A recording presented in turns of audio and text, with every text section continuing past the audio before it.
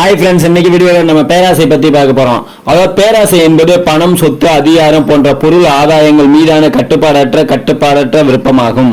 இது பேராசை பெருநஷ்டம் என்ற பழமொழி குறிப்பிடுவது போல் ஒரு நபருக்கு பெரும் இழப்பை ஏற்படுத்தும் ஒரு எதிர்மறையான குணம். பொருள்களின் மீதான ஆசை. பேராசை என்பது பணம் மற்றும் சொத்துக்கள் மீதான ஆசையை மட்டும் குறிக்காது. சமூக அந்தஸ்து, புகழ் மற்றும் அதிகாரம் போன்ற பிற விஷயங்களின் மீதும் பேராசை இருக்கலாம். கட்டுப்பாடற்ற விருப்பம். ஆசையை விட பேராசை ஒரு மிக உயர்ந்த மற்றும் கட்டுப்பாடற்ற விருப்பம். இது திருப்தி அடையாத தன்மையை குறிக்கிறது. எதிர்மறை விளைவுகள். பேராசை பெருநஷ்டம் என்பதை போல விரும்பத்தகாத விளைவுகளை ஏற்படுத்தும். அதிகப்படியான ஆசை நஷ்டத்தை ஏற்படுத்தும்.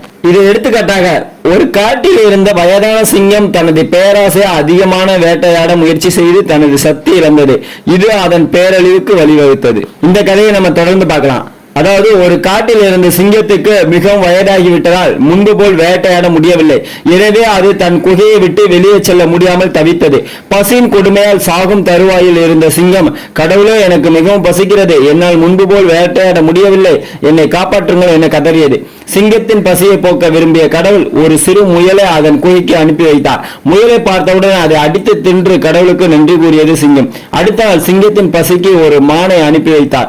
கடவுள் அதற்கு அடுத்த நாள் ஒரு கழுதையை அனுப்பி வைத்தார். இப்படியே தினமும் முயல், மான், கழுதை என மாறி மாறி சிங்கத்தின் குகைக்கு அனுப்பி கொண்டே இருந்தார். கடவுள் உட்கார்ந்த இடத்திலேயே தின்று தின்று நன்றாக கொளுத்து விட்டது சிங்கம். ஒரு நாள், கடவுளை, தினமும் முயல், மான், கழுதை என தின்று தின்று என் நாக்கு செத்து விட்டது. இன்று என் பசிக்கு ஒரு யானையை அனுப்பி வைங்கள் என கோரிக்கை வைத்தது சிங்கம். ஆனால் கடவுள் வழக்கம் போல அன்றைய தினப்படி ஒரு முயலை அனுப்பி வைத்தார். அதை பார்த்ததும் ஏமாற்றம் அடைந்து முயலை குகையை விட்டு விரட்டி விட்டது சிங்கம். பின்னர், கடவுளே, நான் யானையை தானே கேட்டேன், நீங்களோ வழக்கம் போல் முயலை அனுப்பி வைத்து என்னுடைய வீரத்தை கேவலப்படுத்தி விட்டீர்கள். என் பசிக்கு யானை தான் வேண்டும், இல்லாவிடில் பட்டினி கிடந்து உயிரை துறப்பேன் என பிடிவாதம் பிடித்தது. கடவுளும் வேறு வழியின்றி சிங்கத்தின் கோரிக்கையை ஏற்று யானையை அனுப்பி வைத்தார். யானையை பார்த்தது அதன் மீது பாய்ந்தது சிங்கம். வயதான சிங்கத்தின் பாய்ச்சலில் இருந்து விலகி தன் தும்பிக்கையால் சிங்கத்தை தூக்கி போட்டு காலால் மிதித்து கொன்றது யானை. தன்னுடைய பேராசையால் வீணாக உயிரை விட்டது சிங்கம். கடவுள் தன் பக்தர் விரும்பும் எல்லாவற்றையும் செய்வதில்லை. பக்தர்களுக்கு எந்த நேரத்தில் எதை செய்தால் நன்மை கிடைக்குமோ அதை அவர் நிச்சயமாக செய்வார். பக்தர்கள் விரும்பியபடி செய்தால் அது அவர்களுக்கு தீமையாகவே முடியும். கடவுள் நமக்கு எதை கொடுத்தாலும் அதை நாம் மகிழ்வுடன் ஏற்றுக்கொள்ள வேண்டும். நாம் கேட்பதை அவர் கொடுக்காவிட்டால் குறை எதுவும் சொல்லக்கூடாது. கடவுள் நமக்கு எதை செய்தாலும் அது நம் நன்மைக்காகவே இருக்கும்.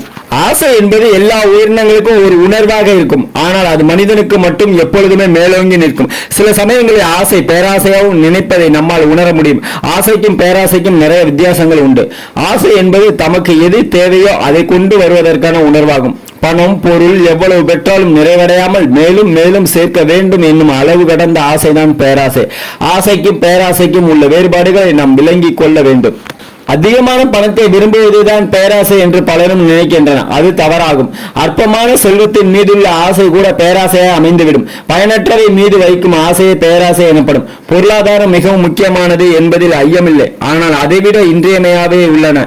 பொருளாதாரத்திற்கான அந்த இன்றியமையாத ஒன்றை ஒருவன் புறக்கணித்துவிட்டு பொருளாதாரத்தின் பின்னால் சென்றால் அவனுக்கு பொருளாதாரத்தில் பேராசை உள்ளது என்று புரிந்து கொள்ளலாம். திறமையை மேம்படுத்தி தடைகளை தாண்டி மேலெழுங்கள். ஒரு செயலில் ஈடுபடுவதால் ஒருவனுக்கு பணம் கிடைக்கும் என்றால் அந்த பணத்திற்கு ஆசைப்படுவது பேராசை. தொகை சிறியதாக இருந்தாலும் அது பேராசைதான். சமூகத்தை பாதுகாக்கும் அவசியம் ஏற்படும் போது அதில் பங்கு பெறாவிட்டால் சமுதாயத்தை பாதிக்கும் என்ற நிலையில் பணம் திரட்ட சென்றால் அதுவும் பேராசைதான். குடும்பத்தில் ஒருவர் ஆபத்தான நிலையில் இருக்கிறார், அவருக்கு உயர்தரமான சிகிச்சை அளிக்க நம்மிடம் வசதி இருக்கும் போது அரசாங்க மருத்துவமனையில் சேர்த்தால் அது கூட பேராசைதான். சுருக்கமாக சொன்னால், பணத்தை விட முக்கியத்துவம் கொடுக்க வேண்டிய செயல்களுடன் பணம் மோதும் போது நாம் பணத்திற்கு முக்கியத்துவம் கொடுப்பதே பேராசையாகும். ஒருவனுக்கு மருத்துவ சிகிச்சைக்காக 10 லட்சம் ரூபாய் தேவைப்படுகிறது. இதை அடைவதற்காக அவன் ஆசைப்பட்டால் தொகை பெரிதாக இருந்தாலும் அது பேராசையாகாது. இது நியாயமான ஆசைதான். கூனி குறுகி கும்பிடு போட்டால் 10 ரூபாய் கிடைக்கும் என்றால் அதற்கு ஆசைப்படுவது பேராசையாகிவிடும். அதிர்ஷ்டத்தை விட உழைப்பின் மீது நம்பிக்கை. ஒரு நாணயத்தின் கதை. அளவில்லாத பேராசை நமது குணங்களை எல்லாம் அழித்துவிடும். உள்ளத்தின் உறுதியோடு கொள்ளும் நியாயமான ஆசை காலப்போக்கில் நிறைவேறாமல் போகாது. எந்த பொருளின் மீது அதிக ஆசை இல்லையோ அவற்றினால் துன்பம் எதுவும் இல்லை. DTJSM யூடியூப் சேனல் பிடிச்சிருந்தா லைக் பண்ணுங்க, ஷேர் பண்ணுங்க, கமெண்ட் பண்ணுங்க. இது போல கதை ஒவ்வொன்று நம்ம யூடியூப்ல நீங்க பார்த்து ரசிச்சுக்கோங்க. உங்களோட வாழ்க்கையில பயனுள்ளதாக வாங்கிக்கோங்க. தேங்க்யூ ஃபார் வாட்சிங். தேங்க்யூ.